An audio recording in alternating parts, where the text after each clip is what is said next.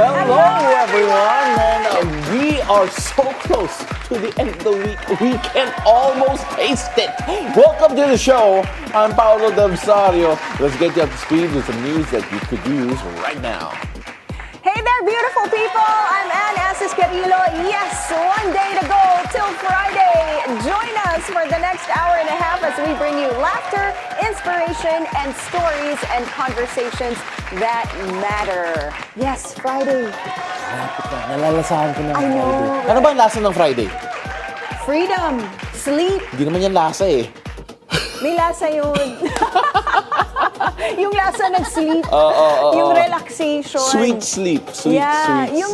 Yung you sleep and then you don't have to set your alarm at 4 a.m. Why don't you sleep?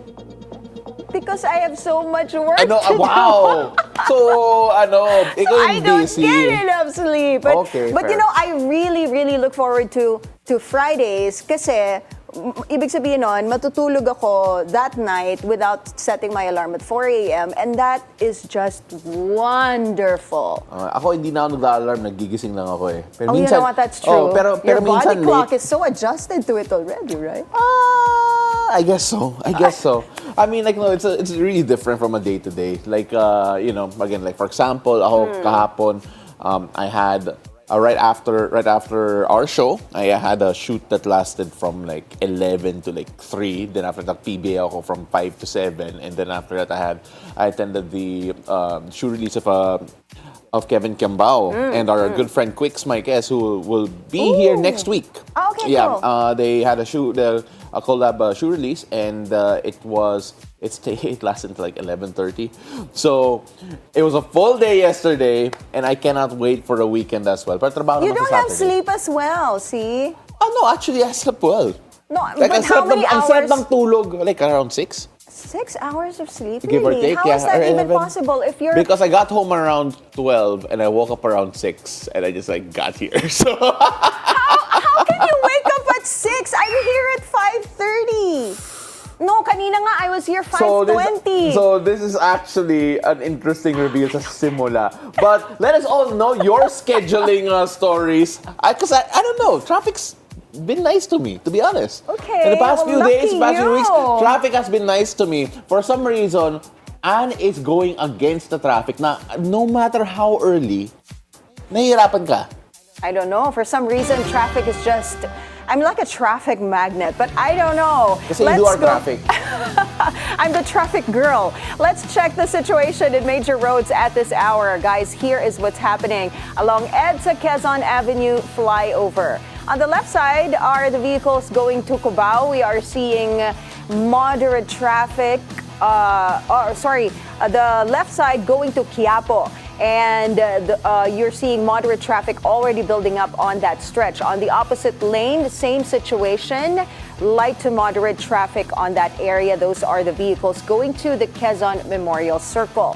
Now let's take a look this time at EDSA White Plains. Ooh, already busy on the left side of your screens. Those are the vehicles heading to Shaw Boulevard. We're seeing moderate traffic already on that area, so you will be slowing things down as early as this hour. On the opposite lane, right side, are vehicles going to Cubao. Light traffic on that stretch. Now, heads up to motorists. The expanded vehicle number coding scheme is in full swing. It's a Thursday, so vehicles with license plates ending in 7 and 8 should be off the road right about now until 10 a.m. and again from 5 p.m. to 8 p.m. Now, planning to hike one of the so-called highest peaks in Metro Manila? You guys better do it soon. President Bongbong Marcos has ordered the Transport Department to tear down the infamous Mount Kamuning footbridge in Quezon City. He's also urged the DOTR to replace it with a safer, more commuter-friendly overpass. The pedestrian bridge in the EDSA Kamuning area has been spoofed all over social media thanks to its extreme steepness and the effort required to climb and cross it.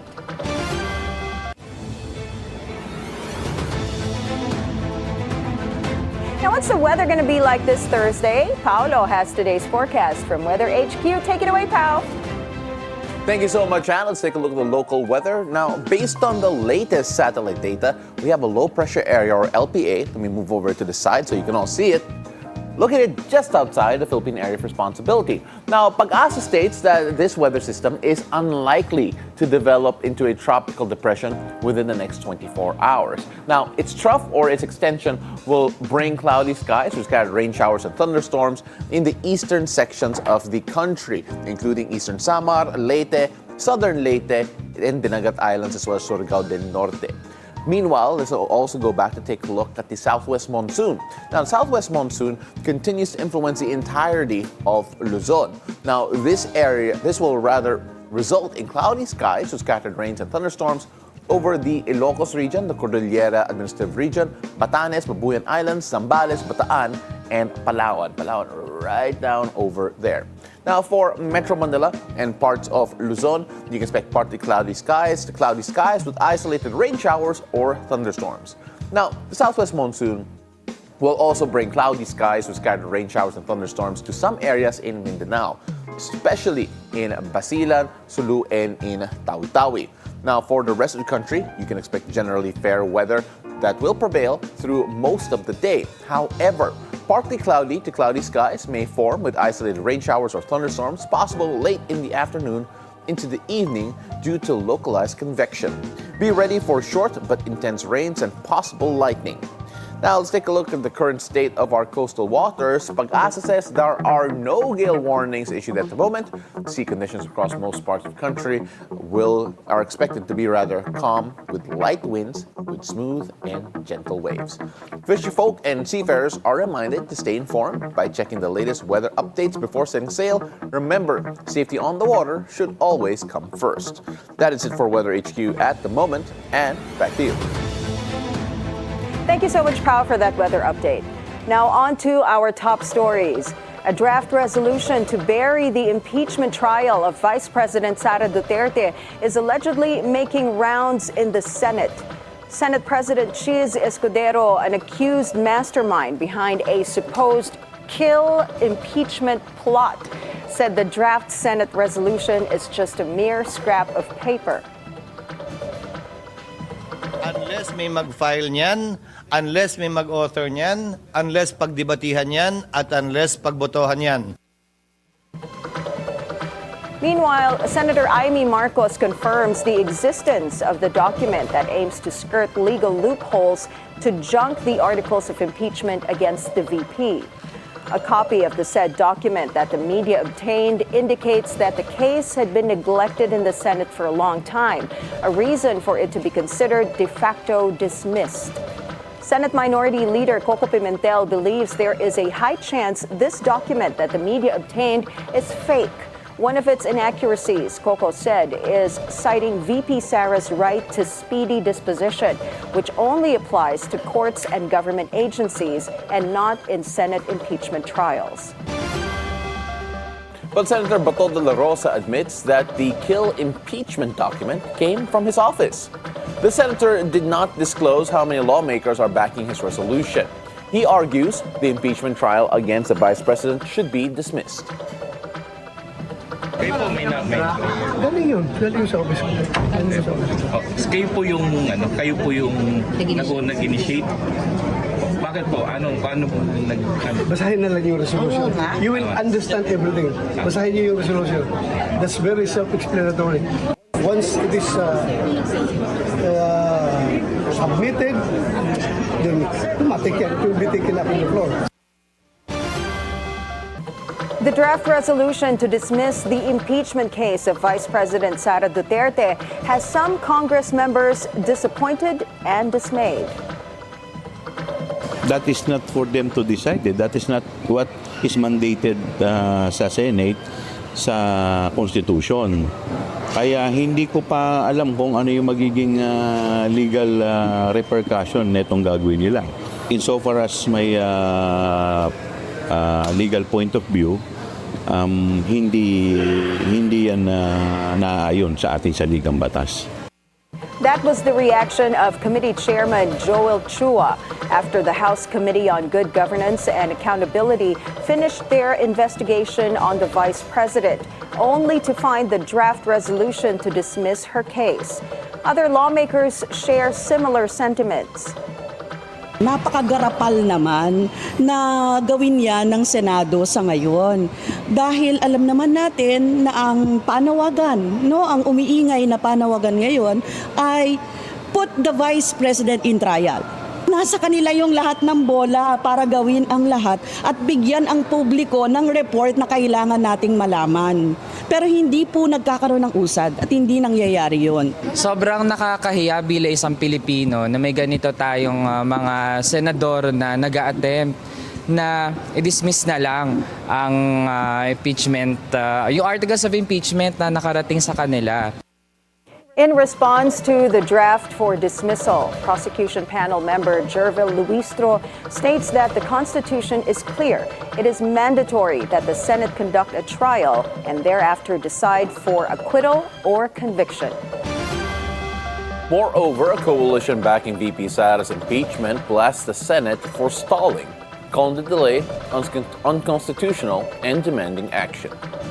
ML Party-list Representative-elect Laila de Lima urges lawmakers to stop dribbling and start the trial, while Akbayan Party President Rafaela David pointed to Senator Francis Tolentino as the architect of the controversial resolution to quietly dismiss the case. Aalis na nga lang siya ng Senado, magkakalat pa siya ng lagim at kasinungalingan sa Senado. If ever Senate does support this, they are courting public ire. Tindig Filipina says it will hold senators accountable if they take part in dismissing the trial. We will look at all avenues, legal, street protests, political pressure, if this resolution passes. Amid criticisms and allegations for supposedly stalling the impeachment trial in the Senate, Senate President Cheese Escudero received some saving from none other than Vice President Sara herself. VP Sara says she doubts Escudero is protecting nor fearing anybody in relation to the impeachment trial. Sa pagkakilala ko naman kay Senate President Cheese Escudero ay hindi natatakot yon. I do not know him na natatakot na klase na politiko. So hindi ko lang alam saan nanggagaling yung sinasabi na takot si Senator Cheese Escudero. Hindi ko alam saan galing yan. Critics accuse Cheese of delaying the trial to woo the Duterte bloc and retain his Senate presidency in the 20th Congress. He is also allegedly protecting certain political allies. The Politico website reports that 11 senators back Escudero's endgame. The so-called Escudero 11 consists of Bongo, Bod de Laosa, Robin Padilla, Amy Marcos, JV Ejercito, Joel Villanueva, Jinggoy Estrada, Win Gatchalian, Mark Villar, and Cynthia Villar. With the impeachment trial of VP Sara Duterte on hold for almost 3 months, some are asking if the Supreme Court needs to step in. Under the 1987 Constitution, the Supreme Court has the power of judicial review, meaning the authority to judge whether a law or executive action is aligned with the Constitution. One of the matters being debated is the meaning of forthwith in the Constitution as to when the Senate must convene for the impeachment court. At the end of the day, it would be the Supreme Court who would be the final arbiter on what is the better interpretation of these constitutional provisions. Another issue is how the Supreme Court will handle the impeachment case, as out of 15 members, 12 were appointed by VP Sara's father, former President Rodrigo Duterte, down from 13 with the recent retirement of Associate Justice Mario Lopez. In world news, at least 11 people were killed in a stampede outside a cricket stadium in Bengaluru, India, during a celebration of Indian Premier League title win. Footage filmed outside the stadium captured dozens of fans climbing over walls and fences as a large crowd formed at the stadium's entrance. Thousands of people lined the streets leading up to the stadium in the heart of the city as the cricket team arrived at the venue following their win. India is familiar with crowd accidents, mainly at religious events. At least 30 died at a stampede at a Hindu festival in January this year. The United States vetoed a UN Security Council demand for an immediate, unconditional, and permanent ceasefire between Israel and Palestinian militants Hamas. The U.S. ambassador to UN said the U.S. would not support any measure that fails to condemn and disarm Hamas. The remaining 14 council members are in favor of the draft resolution. Israel has rejected calls for a ceasefire, saying Hamas cannot stay in Gaza. Ahead of the UN vote, the UN aid chief again appealed for aid groups to be at least allowed to assist people in Gaza amid a humanitarian crisis that grips the enclave of more than 2 million people. Over in sports, Manny Pacquiao is back. Now that declaration from the people's champ himself. In a press conference ahead of his WBC welterweight title bout against Mexican-American Mario Barrios, Pacquiao is coming off a 4-year layoff in the pros since losing to Cuba's Yordenis Ugas back in 2021. But the 8th Division world champ and former senator is confident he can still put up a fight at 46 years old. You know me, I'm so dedicated to my career. Boxing is my passion. The way I train, the way I work hard, punishing myself to the limit, and to make sure that I can give a good fight to the fans. I've been in boxing for more than almost 30 years, so I have to good thing for me that I rest 4 years in my body. 30-year-old Barrios also out to prove that he's the real deal. The current WBC welterweight champion is 29-2 with 1 draw and 18 knockouts. I have all the respect for him. I have nothing but good things to say about him outside of the ring, but inside of there, he's just another man, trying to take what's mine. And it's been a long road, but I'm here and I'm the champion for a reason, and I'm going to show that on July 19th. The fight takes place at the MGM Grand in Las Vegas on July 19th. Meanwhile, in the French Open, Novak Djokovic successfully overcomes a challenge in his bid to make history. The Serbian superstar disposed of Germany's Alexander Zverev in an intense 4-set quarterfinal thriller. The 38-year-old Joker is chasing a record 25th Grand Slam title in the Clay Court Classic. Up next for Djokovic in the semis is men's world number 1, Jannik Sinner. And over to the women's side, French wildcard Louise Boisson enters the semis after defeating Russian star Mira Andreeva in straight sets. Boisson becomes the first French woman 2011. From the bright lights of Hollywood, actress Liza Soberano proudly took to the mound to celebrate Filipino Heritage Night in Major League Baseball. Soberano threw the ceremonial first pitch at Dodger Stadium in the game between the Los Angeles Dodgers and the New York Mets. Over on Instagram, Soberano said that she was honored to be amongst all my kababayans. Just last month, Liza made waves by joining the cinematic podcast Can I Come In and turning heads at Netflix to the 2025 event. Now in entertainment, with the trial of Shaun Diddy Combs in its 4th week, Cassie Ventura's friend, Brianna Bongolan, takes the stand to testify. Bongolan, in a lengthy testimony, stated that Combs threatened her on multiple occasions, particularly in a 2016 incident when Combs grabbed her and held her over the edge of a balcony 17 stories high. He held her there for 15 seconds. Bongolan did not report the incident to police out of fear. To recall, Combs has pleaded not guilty to 5 counts, including racketeering conspiracy and sex trafficking, possibly facing life in prison if convicted. Miss Universe Philippines 2023 Michelle D reminded fur parents to act quickly and never underestimate dog bites. This after she was bitten by her own pet dog. On Instagram, Michelle posted a selfie showing her face with bandage. The beauty queen immediately had her wound treated and said it is now in the process of healing. After the incident, she posted an Instagram story with her dog saying, and I quote, "It's okay, you're still my baby girl." Michelle was the grandniece of China Bank founder D.C. Chuan. And heads up, Squid Game fans, here's your chance to try to play it in real life. An interactive display in London offers 5 thrilling challenges straight from the Emmy-winning series. Those include the famous red light, green light game and the glass bridge, minus the violence, of course. This comes ahead of the release of Squid Game's 3rd and final season on Netflix on June 27th. That is going to be so stressful. The whole idea of immersive experiences really is allowing the audience that moment of escapism where they get to go into the show that they've watched and enjoyed. In this instance, it's really about letting them play as if they were in the show. And funnily enough, you immediately lose your inhibitions, suspend your disbelief that you're in an experience, and you genuinely start feeling as if you are in that show.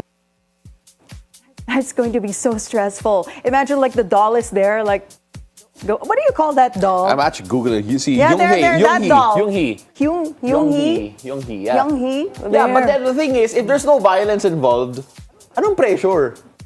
Wala there. Just Wala. you're just competing. But the feel of it is actually, like the one in the series, because, all the lights and, the atmosphere it's in it. super Yes. interesting because if I remember correctly, there's like they're like online versions of Squid Games that you can play. I think there was actually a Roblox version for younger audiences, if there was such a thing Really? for Squid Games. Yeah, but I think a lot of people want to play this, and I think a lot of people have. I know. Looks fun though when I you know look a at lot it. of noontime shows have tried playing Squid Games like things. But then, syempre, like this, it's also be fun kung may Pinoy version, right? Oh, Laro God, kayo. they should have a Pinoy version of this because I know it's not just in London. They also have this in New York, Yeah. in Sydney, and in Seoul. So they should have one here in Manila so we can What like games try would it you out. play here? I remember they did a promotional material, the Squid Game cast, where they played Filipino games. So nagduro sa tumbang Ayan, preso. no, tingnan mo, there are marbles. Don't we have like Jolin. a Filipino game Jolin. like involves marbles? Jolin. Yeah, Jolin. Did you play Jolin growing up? Not so much. Just It's for the boys? It's just for the boys, Jolin? But what I did was yung okay. catching the spider and putting it on that matchstick, the barbecue stick, tas the spider will walk there. Wala, hindi pa yun pinapanganak si Paolo nun. Hindi pa. Pero di ba, May like spider. if you were my generation, we'd catch like house spiders, the small ones, put them on matchsticks, and pagpa-fight mo sila. No, I remember, violent. Sugal yun eh. Yeah, that was our version of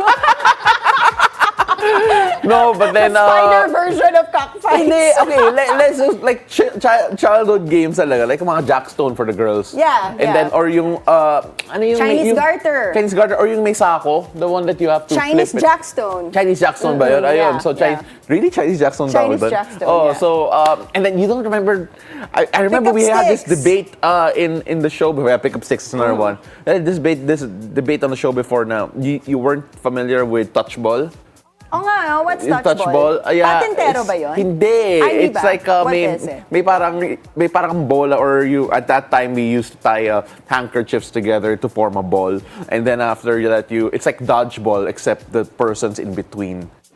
In between two people Two throwing. groups, and then they're trying to throw Yeah, the you're ball trying to at hit. you? You're trying to hit the person in the middle. And if the person catches it, the person who threw the ball will also join you I inside. think pwede yun. If we have like a Squid Game but we have to Pinoy explain it to you. May version. generation gap daw eh.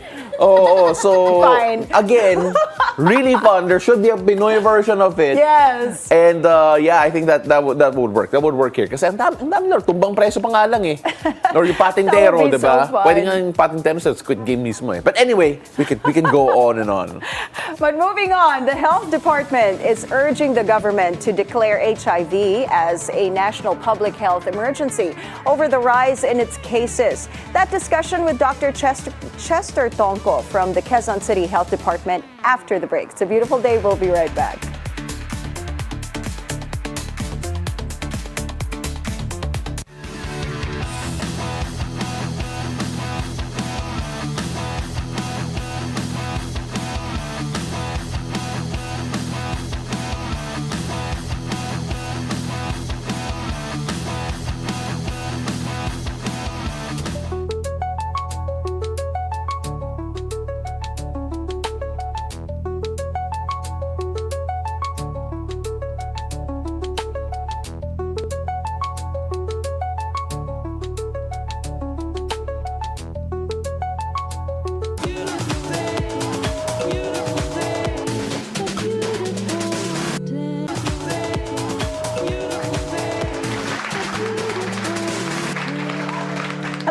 and welcome back. You're still watching It's a Beautiful Day. The health department is sounding the alarm over the rise in HIV cases and urged the government to declare it as a national public health emergency. The DOH recorded a 500% increase in HIV cases, particularly those aged 15 to 25 this year alone. What should we know about HIV and AIDS? Joining us live via Zoom is Dr. Chester Tongco from the Quezon City Health Department. It's a beautiful day, Doc Chester. Welcome to the show. Thank you po. Good morning po. Good morning. Doc, nakaka-alarma talaga yung numbers, no? 500% increase and young generation pa yung karamihan nitong mga HIV-infected individuals, right? Cases. Now, let's start the interview by first distinguishing ano ba nga ba ang HIV and ano ang AIDS. Let's differentiate those two.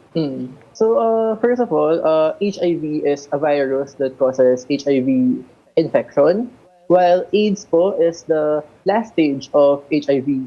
So, AIDS happens when hindi nag-treat or hindi nag-take ng antiretroviral medications yung isang tao and hindi na po niya kayang labanan yung mga opportunistic infections like TB, pneumonia, bacterial meningitis. So, yun po yung pagkakaiba po nilang dalawa.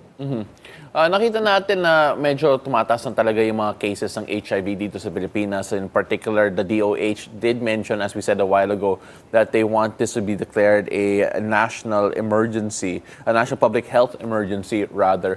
5,101 cases recorded from January to March alone this year, an increase from 3,409 cases from the same period last year. There are so many people online trying to figure out bakit tumataas yung HIV cases natin. But then let's talk about first how alarming it is na nag-i-increase at this particular rate, Doc. Is it a big surprise in your opinion, or was this a trend that we've been seeing in the past na talagang umaangat or umaakyat talaga yung rate of HIV dito sa Pilipinas? Personally, ako, hindi siya big surprise for us kasi I think the main reason why tumataas din yung trend is because of the effort of the health department. Kasi our testing, mas madami na kaming na-test po ngayon na cases. So I think it is partly a contribution to why there is an increasing number of data. So, Doc, just to be clear here, it's not just the fact na it's actually better identification and better reporting. Is that one of the reasons why you feel na tumataas yung numbers natin? Yes. Kasi in the past few months, sobra yung testing namin, sobra yung paghahanap namin dun sa target population, which is yung Gen Pop or yung Gen Z Pop, yung Gen Z na population. So I think yun talaga yung parang pinaka main factor why it appears na parang mas madaming cases po ngayon. Doc, can you tell us ano nga ba ang signs and symptoms of HIV infection? So how can you tell if you have the virus? Signs and symptoms, so usually the person experiences body weakness, fever, cough, colds, fatigue. Pwede siyang magkaroon ng mga cervical lymphadenopathies or parang kulani sa neck. Rashes sa katawan, pwede din po yun. Yun po yung some of the signs and symptoms of a person with HIV.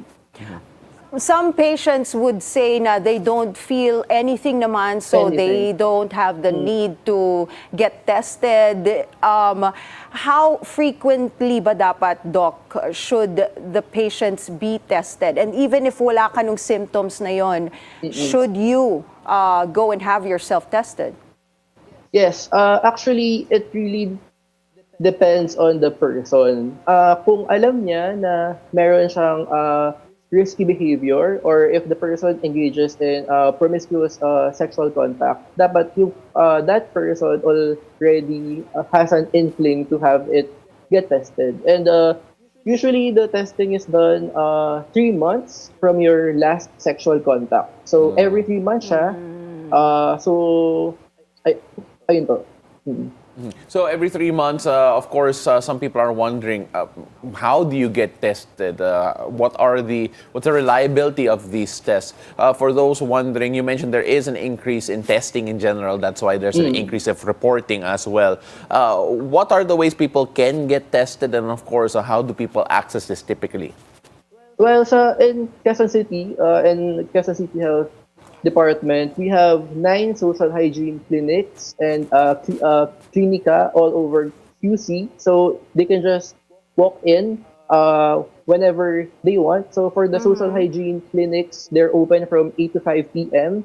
every day, Monday to Friday. And for clinica, like where I belong, we are open from 3 p.m. to 11 p.m. So everyone is welcome to come, male, female, transgender, they're free to walk in. And testing is free, treatment is free as well. Yeah, just so for those people wondering, is it a blood test or at least in terms of like having to draw blood? Kasi meron takot talaga sa mga needles in general. Basically po, it's like a rapid antigen test kit. So it's a blood test. Pero prick lang naman siya ng finger. So we only need a few amount of your blood by pricking it, and then we're going to put it sa testing kit, add the fluid into it, and then after 20 minutes, pwede mo na malaman kung positive or negative ka for HIV. You know, Doc, Paolo mentioned that may mga takot sa needles, kaya medyo hesitant to take the test, no? But aside from that, meron kasing stigma. You know, when you talk about taking that HIV test and then, you know, waiting for the result kung positive or negative ba. And then, you know, and especially now that young people, yung karamihan ng mga HIV cases, right? They're afraid of people judging them. Yung pagpunta mo pa lang to take that HIV test. Are there any measures being done, you know, to create a more accepting environment ba? Yeah, para doon sa mga gustong magpa-test for HIV? Yes, kasi in our facility or in all facilities of Quezon City po kasi everyone is trained.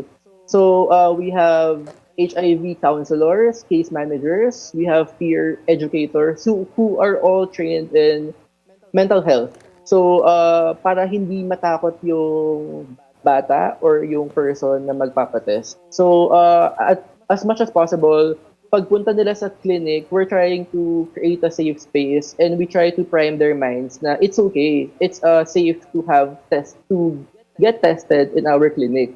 Kasi parang all the information that you are going to give to us is private and confidential.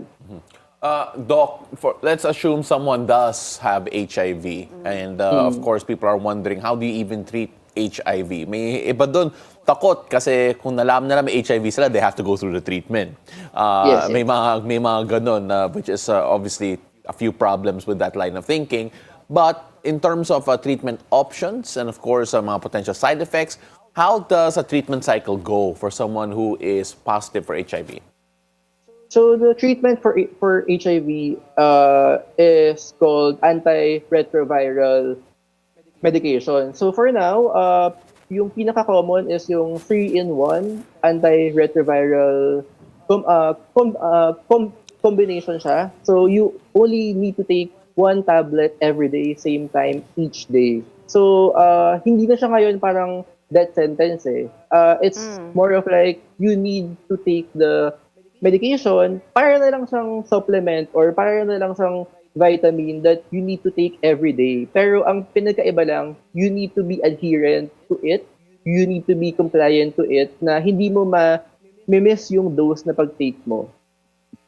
Doc, nakikita natin here on our visuals, there's this PrEP and PEP. What is that all about? PrEP is pre-exposure prophylaxis. So may two kinds po nito. So it can be daily or event-driven. So PrEP is a pre-exposure prophylaxis or prevention for HIV. And PEP is post-exposure prophylaxis that you take for 28 days, one tablet every day if you are exposed to possible HIV exposure. Pero as of now, we prioritize dun sa mga occupational siya. So yung mga nurses or healthcare workers po na na prick or na exposed to possible HIV infection. How does being positive for HIV affect someone's lifestyle? What adjustments do they have to make when they find out they are positive for HIV? And of course, for those who actually are, concerned of like when they find out someone has HIV, what are the myths siguro that we can debunk when it comes to dealing with people or at least interacting with people who are positive with HIV? Some of the myths is yung parang pwede mo siya makuha through kissing, through saliva, sharing of spoon and fork, hugging, mga ganyan. Kasi syempre, hindi mo nakukuha yung HIV through that, di ba? You can only get HIV through possible exposure to blood, semen, sharing of needles, and from mother to child or vertical transmission during pregnancy or through breast milk. Yeah. Doc, if there are people out there, maybe a young person who has questions or concerns regarding HIV and, natatakot silang to go out there and ask because of yung stigma nga and, yung confidentiality issues, meron ba mga support services that are available for HIV patients? Yes, they can contact our Facebook page. Sobrang we are very responsive to it. Or they can contact CESU or the epidemiology unit of Quezon City. I think other cities also have it. So sobrang accessible na siya ngayon as long as the person is ready to take the action. Kasi hindi naman namin pwedeng pilitin yung tao eh. Right. Kasi what happens nowadays is they get scared. Usually may cases na they block us kaagad. Pag nalaman nila na positive sila. So as much as possible, we try to motivate them na kailangan mag-start ka na maggamutan in order to prevent it from advancing to AIDS. Thank you very much for joining us this morning. Such a good conversation with you, Doc Chester Tongco from the Quezon City Health Department. Thank you, Doc. Thank you. Thank you po. Thank you. Maraming salamat, Doc. Really appreciate you joining us on the show. Up next, a Filipina freelance writer has come forward on X to say an NYC-based news website stole her story pitch. Her post gained traction online, opening conversation on common bad practices in the freelancing industry. That story after the break. It's a beautiful day. We'll be right back.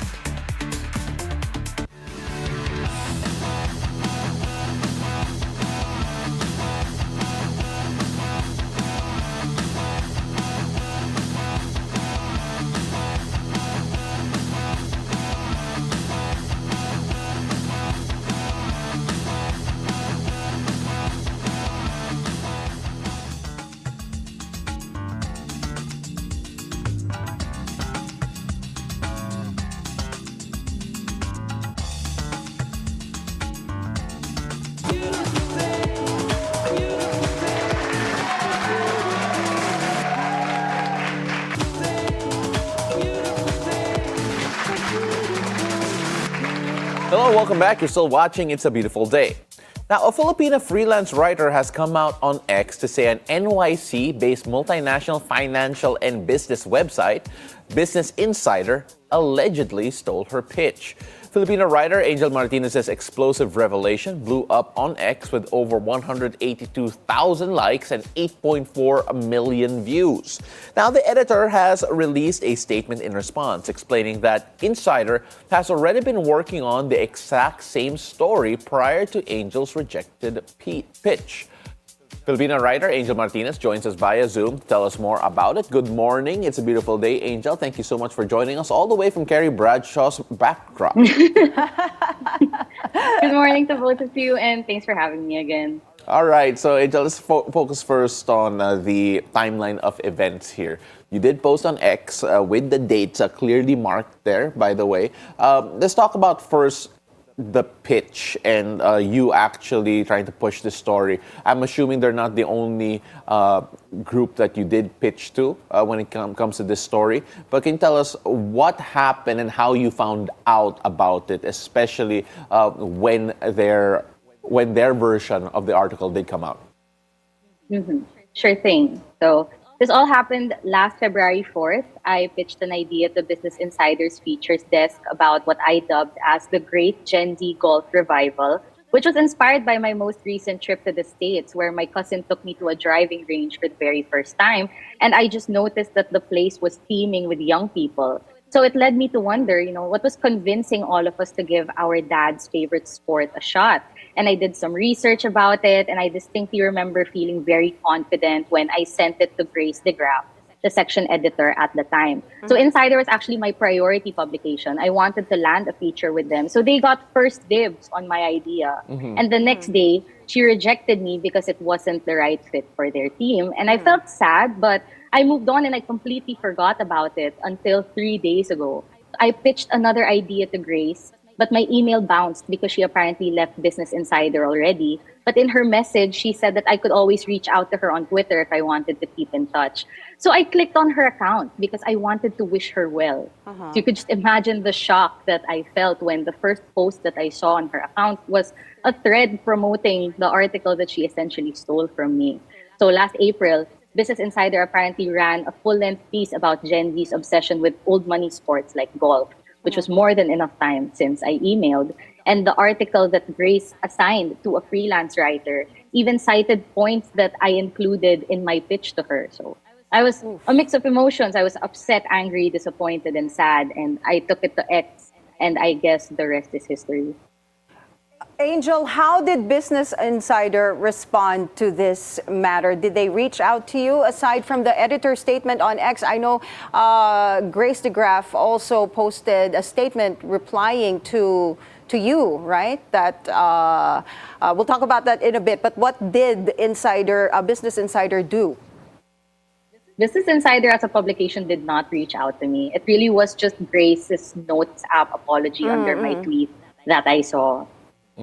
Well, you mentioned the Grace having a reply here. Let's talk a bit about that. Obviously, you did reach out to her, and she did message you. Did you have a prior relationship before this pitch in particular? And of course, what do you have to say about her own reply as well?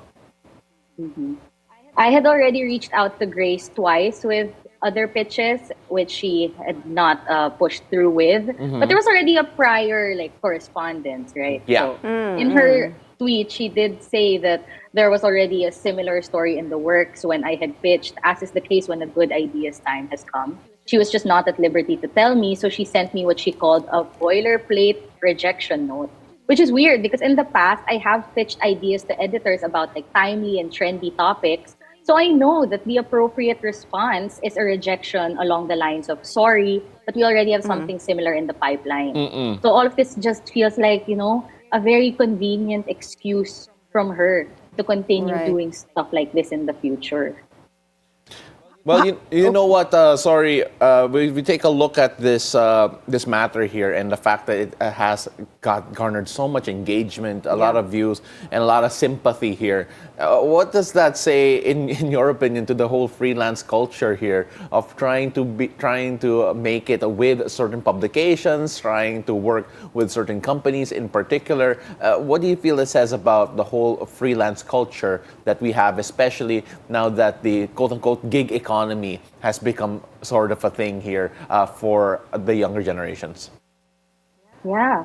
I was initially very shocked that it had garnered this much attention because the amount of support I've gotten from complete strangers was overwhelming.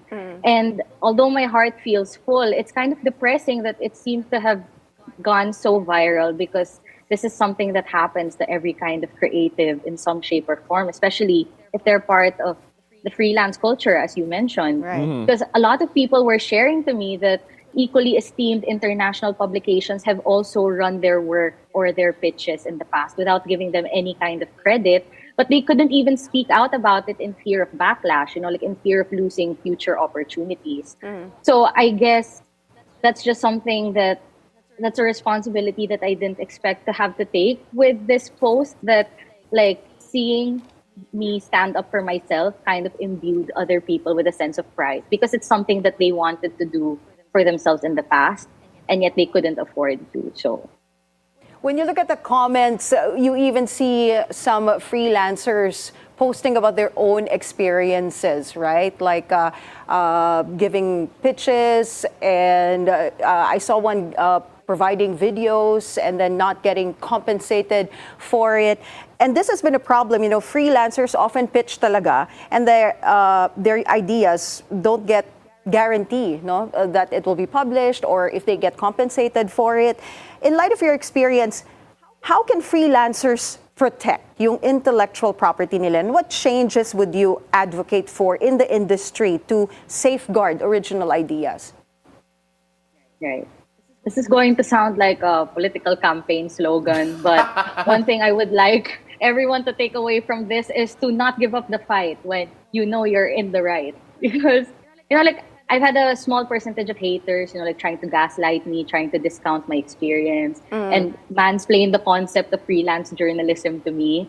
And I know in my heart that what was done to me was wrong, and that what I felt as a result was valid. Yeah. So what I want to tell everyone, I guess, is just because we're up against prestigious publications from first world countries doesn't mean that we should cower in fear when our ideas are so obviously being copied. There is power in voicing your concerns, in holding people in power accountable, because it's only when we refuse to let those who work in journalism get away with unfair and exploitative practices like this that we can even begin to demand better treatment for the industry as a whole. This tweet happened, this post on X happened, I believe, 2 days ago. And I think, I don't know, is it safe to say that it has changed a bit of your perspective on this entire process, this entire quote-unquote probably rat race some people are trying to go through, especially when it comes to trying to make it as a freelancer? Because you have elicited a lot of sympathy. You mentioned there are also a few haters, but do you feel that that has already changed the way that you approach this particular job, especially the whole freelancing part of of your life in general? I've definitely been a victim of minor instances of plagiarism in the past. So this whole thing isn't completely new to me. I've had fellow writers copy my column of the week. These are people I follow and considered as friends. So I know that the industry can get a little bit sleazy at times. But this is the first time that something this blatant and this shameless has ever happened to me. I don't think it would change my approach to the profession in general. I love my work, I want to keep sharing my ideas, and I still would like to afford my lifestyle. So I will continue charging on. It's just that now, I guess, given the attention that my tweet has gotten, I hope it teaches me and everyone else to just look out for themselves also, while putting out your ideas into the world. Has this changed your life? It's been 2 days, but has it changed your life already? I wouldn't really say it's changed my life, although the online attention is quite overwhelming. This is the first time I've ever gone this viral. I'd like to think maybe this is my Carrie Bradshaw moment. I wonder. I believe it is. Yeah, the background is really just perfect. So, Angel, what further actions are you going to take now? I've had a lot of people telling me that I should sue or that I should look into legal action. Okay. But I guess I'm not yet well versed in that aspect, and Business Insider hasn't even reached out to me, so I don't really know where to go from here aside from spreading awareness that this is something that happens in the industry, and that it's something that we should speak out against when it happens to us. Angel, we're running out of time, but I'm curious kasi we're talking about plagiarism, and there's idea theft, and there's also parang word for word copying, right? How do you define what goes under that umbrella, plagiarism? Well, I do have a lot of people on the internet asking why I expect the article to go to me when I only sent like a one-sentence pitch. This is a very common misconception. That was a cropped screenshot because I wanted everyone to focus on the most important part of the email. Yeah. I sent paragraphs worth of information. And as I mentioned, a lot of the points that I put in my initial pitch made it to the final article. So it's that, and the fact that she rejected me and said it wasn't a right fit and then ended up running a story about the exact same thing, that kind of just makes this entire situation so inexcusable. Like, I simply could not let her get away with it, which is why I had to take it to such a public platform. Yeah, I think that's one thing I personally forgot. It's a good thing Anne brought it up. Personally forgot to bring up because no one pitches with just one sentence on an email. And Right. just so people have an idea in terms of the length, not necessarily content, how much information did you send Business Insider to be able to say that, okay, you feel like you have the confidence and that to be able to make the allegations that you have? Right. So one thing a lot of people apparently don't know is there's much unpaid labor that goes into the pitching process. I had to pull up statistics, look into trend reports, scan posts on social media, and then kind of condense that into 2 to 3 paragraphs, while also proving that I was the right person to write the article. The entire personal experience about my recent trip to the States, I included that in my pitch too, just to prove to Grace that, hey, I know what I'm talking about and I'm the girl for the job. Which is why when I read the piece, and I just saw so many things that I had pitched to her, I was like, this is it. Like, this is without a doubt, like, thievery. So, yeah. Angel, we really appreciate you being here and sharing us your story. And of course, I know the post on X is just 2 days old, and this could still develop further in the future. So we're going to keep our eyes on that, and hopefully we can talk to you again soon if more developments do happen. Thank you so much for joining us this morning. She's a Filipina freelance writer, Angel Martinez. Maraming salamat. Thank you so much for joining us today. Thank you. And we've got more stories for you guys, plus our horoscope of the day with Master Hans Kua after the break. It's a beautiful day. We'll be right back.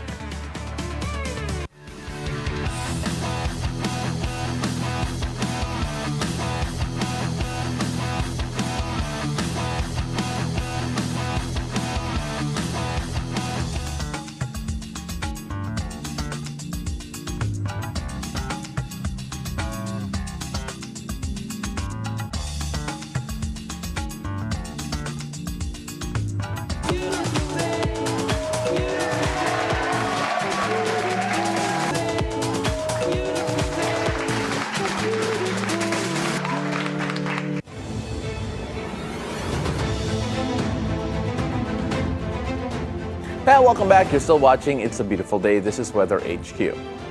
Pag-asa has officially declared the start of the rainy season. What can Philippines expect? And how will the weather affect major government projects? Our Paolo Barcelon has the answers in this report. It's time to bring out rain gear from your closets, as storms are soon expected to enter the Philippines. Pag-asa expects 13 to 19 storms to hit the country this year. Pag-asa Climate Monitoring Chief Anne Asis-Carilo adds, flash floods, landslides, and heavy monsoon rains are expected in various parts of the country. State meteorologists initially expect strong storms to hit land or cross the country from September to November.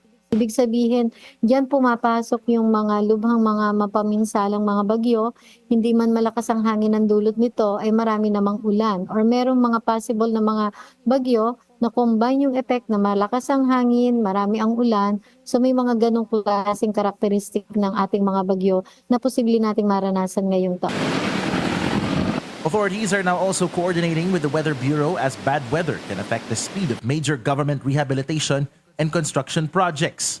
For example, nitong mga major government projects natin such as EDSA rehabilitation and then yung San Benito Bridge kasi andyan talaga yung mga possibility, yung mga floodings, flash floods, and also yung talaga may mga areas na posibleng maging not passable kung sakali halimbawa nagkaroon tayo ng mga extreme weather events, yung kaakibat nga ng bagyo, kasama na yung malakas na hangin, maraming ulan, or yung pong enhance sa bagat. Multi-hazard areas such as those near active volcanoes like Canlaon, Mayon, and Bulusan are also asked to brace for the impact of bad weather. Some Filipinos are now also bracing for the impact of rains on travel and their livelihood. Ang akin po yung dapat ihanda ay yung mga medicine kit, at saka food, at saka mga raincoat, yung mga gamit pang ulan. Kailangan po maghanda po ng mga kagamitan at mga kakain at mga payong at kapote para sa lalo sa mga riders po. Despite the onset of the rainy season, Pag-asa says people can expect fair weather due to monsoon breaks, which usually occur after heavy rains. These monsoon breaks usually last 3 to 13 months. The first storm in the country will be named Oring, and should the number of storms exceed 25, Pag-asa will use its auxiliary name set, starting with the name Alamid. Paolo Barcelon, Bilyonaryo News Channel.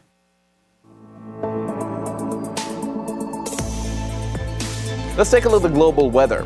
A thick cloud of Saharan dust swept over Puerto Rico, dimming the island's skyline and casting a gray haze over well-known landmarks. The normally vibrant Puerto Rican flag fluttered against a subdued backdrop as visibility dropped significantly across San Juan and surrounding areas. The historic old San Juan and the island's mountainous terrain blanketed in the dusty mist.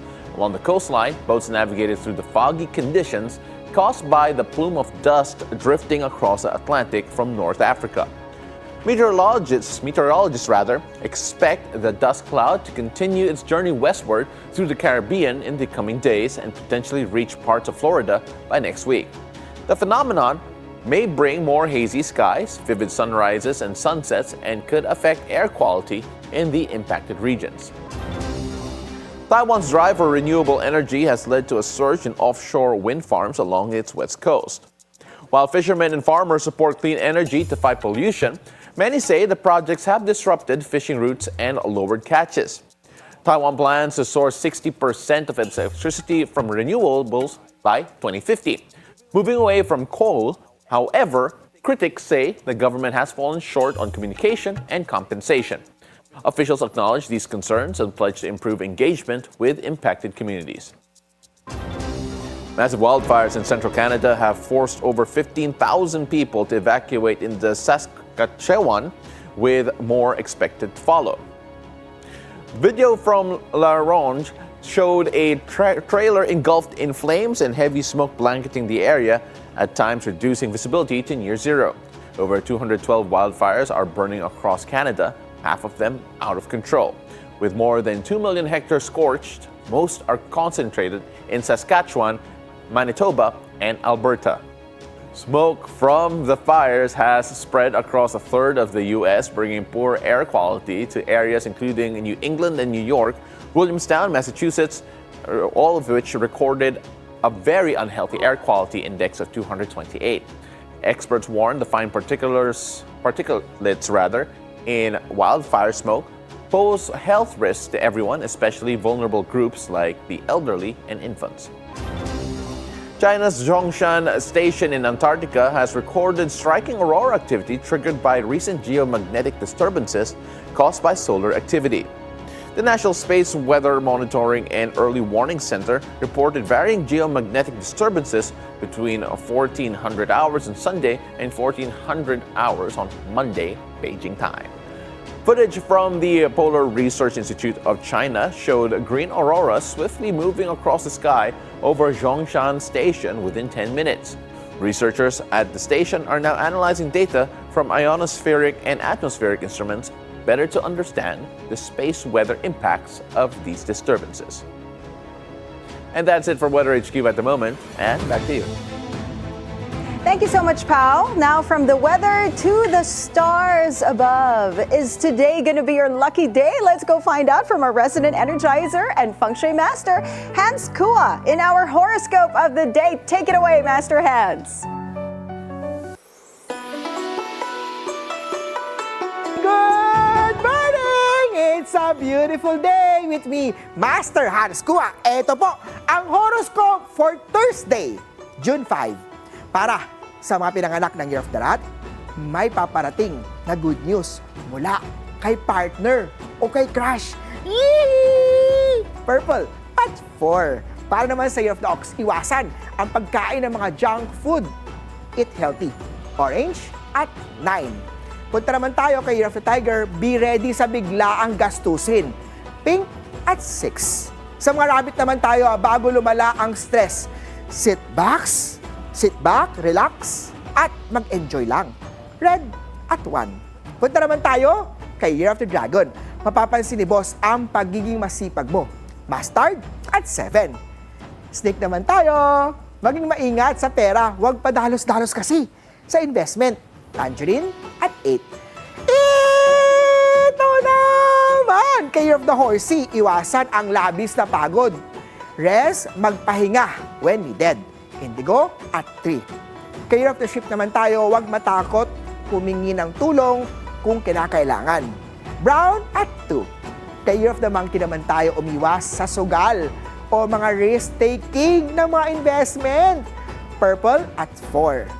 Kay Rooster naman tayo, i-organize ang task mo para mas maging productive ang trabaho. Violet at 9. Kay Dog naman tayo, chill ka lang sa work. Huwag pairalin ang init ng ulo. White at 5. At kay Year of the Pig naman tayo, magandang araw upang pag-isipan ang long-term investment. Orange at 6. Ako po, si Master Hans Kua. Paalala lang ito po ay patnubay lamang. Ang tunay na swerte ay nagsisimula sa pagiging totoo. Abangan araw-araw ang horoscope of the day. Dito lang po sa It's a Beautiful Day! Thank you so much, Master Ascua. Oh my goodness, the conversation's off the air. What were you talking about? Sinabi mo kasi Papa Pika, so parang I didn't natawa say that. tuloy ako. I did not say that. I refuse the allegation. I did not say that. But thank you so much to Master Hans Kua. Direct has playback. That's not true. I know for a fact they weren't recording anything. Kaya relax lang, guys. Sabi nga ni Master Hans Kua, at least sa horoscope ko, magpahinga daw ako. Yeah. So, but you get 6 hours of sleep, so that's not bad. No. Yesterday was just like really, let's just put it this way. As soon as I got home, I was out like a light. Really? Out like a log. Kaya okay yung, okay yung tulog. Like, diretso, I don't know kung humihilik ako, pero, I also did not wake up in the middle of the night dahil humihilik ako. Alam mo yung feeling? Yeah. Like Yeah. you wake up because Like, you're snoring. Oo, mga ganun. Like, it's Parang maggulig ako. the worst feeling. Kaya diretso, it was pretty good. Yeah. It was really fun. But then, I don't know. I mean, like, indigo din yung color ko. I don't think I have anything indigo. I love the colors. I love the colors, Master Hans. Sa akin, brown. Master Hans has So been going all simple. over the rainbow lately, diba? I was like, oh, indigo. My gosh. I haven't really thought about that color in a while.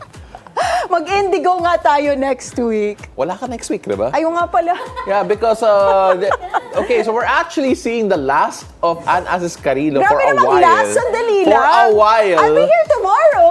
Yeah, after tomorrow. So tomorrow's our farewell. Despedida natin Ay, with Anne. grabe, mag-despedida, babalik pa ako. Kasi mawawala si Anne ng 3 linggo eh. Doon! 3 linggo ba? Yeah. 3 linggo. Ayun, mawawala siya 3 linggo eh. Kasi kailangan yung despedida dito, okay? Kahit mawala siya isang weekend, dapat may despedida. Or like or a few days, pero still.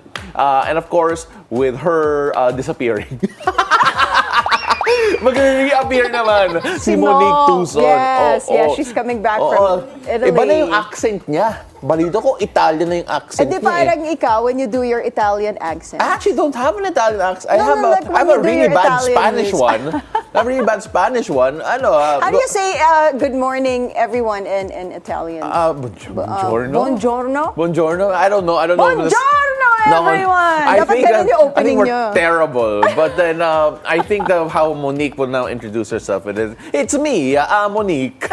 That's the worst Italian I could do. It's so stereotypical. I apologize to all of all of our Italian friends watching. But then we're excited to have her back, and I'm excited to hear the stories from Italy when she does return. But you know what? Mag-commercial na tayo. Okay. Akala ko straight na to hanggang 8:30 eh. But we've got more stories for you guys after the break. It's a beautiful day. We'll be right back. I feel like a shopper.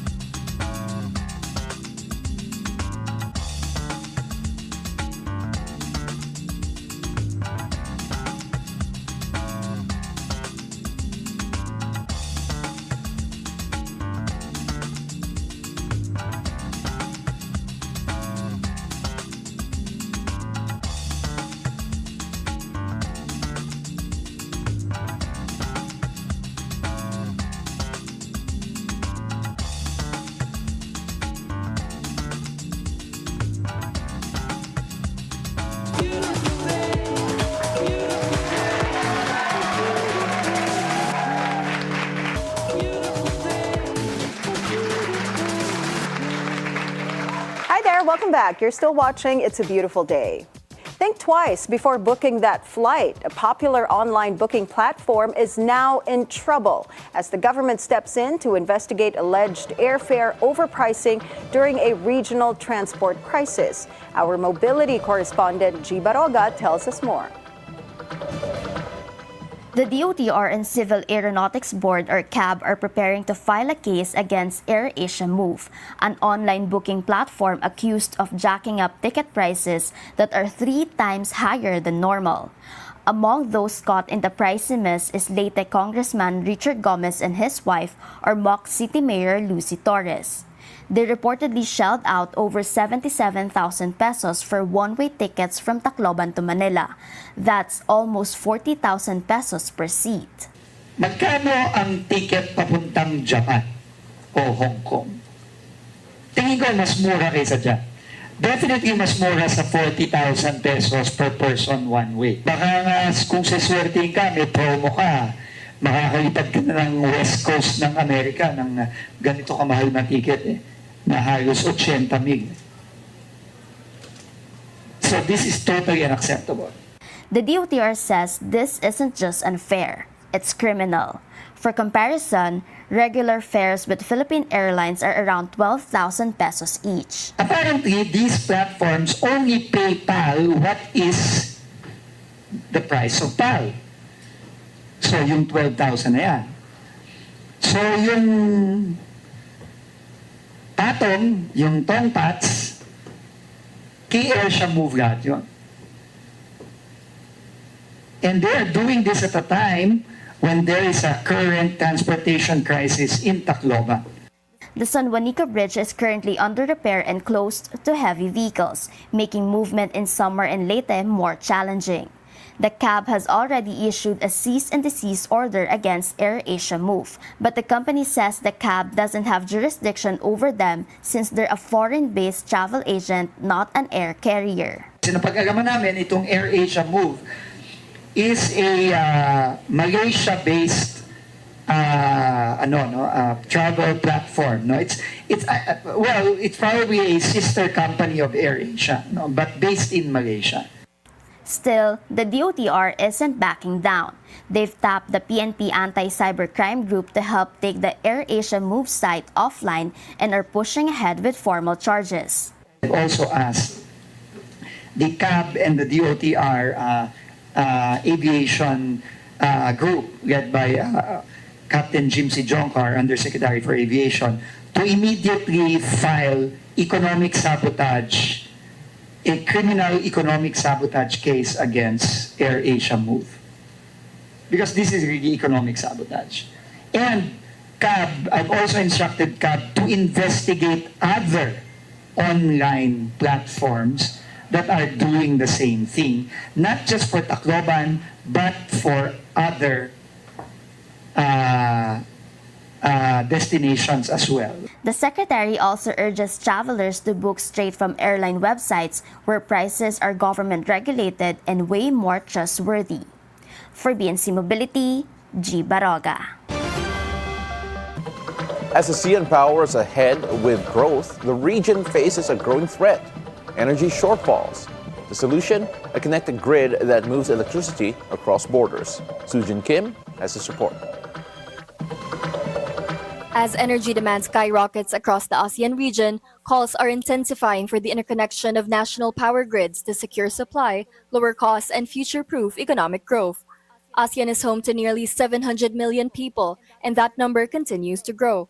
Driving this energy surge, the expansion of data centers, widespread digitization, and a new wave of AI-based applications. With this growth in the region comes also surging demand for energy. The access to energy will increasingly become a critical constraint to economic growth and jobs in the ASEAN region as a whole and in each country. That's number one point why it is important. Despite climate targets and global net zero commitments, 80% of the region's energy supply still comes from fossil fuels, highlighting the need for deeper, faster transformation. The proposed ASEAN power grid aims to create a unified power market across member states by 2045, enabling cross-border electricity trade and investment flows. A unified power market attracts more investment, creates more jobs, reduces risks for cross-border energy projects, but also a unified grid helps optimize energy investments on grid and generation across the region. Energy security is another big benefit, sharing electricity resources between countries in times of shortage or peak demand, system resilience, right?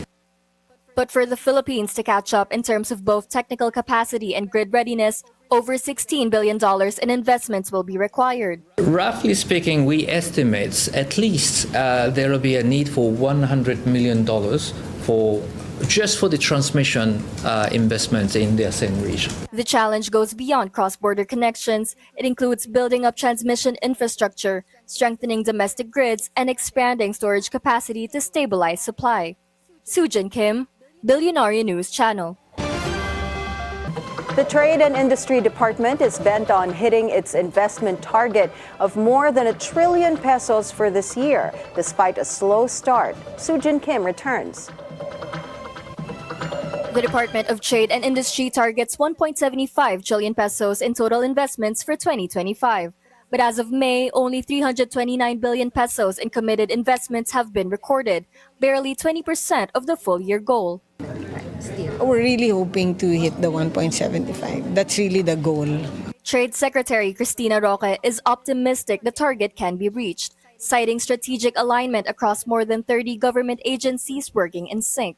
A memorandum of understanding was signed to formalize the Investments Facilitation Network, or InfoNet, a multi-agency system designed to speed up and streamline strategic investment approvals. This JMC formalizes a more coordinated, transparent, and timely approach to progressing strategic investment applications. We now have 38 member agencies working together to address common investor concerns, from permitting and taxation to customs procedure and incentives.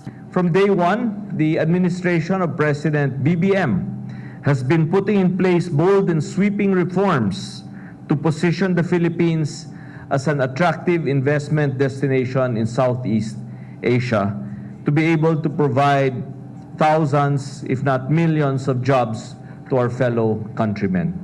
Secretary Frederick Goss says the administration is determined to match, if not surpass, the 1.95 trillion in total investments registered in 2024.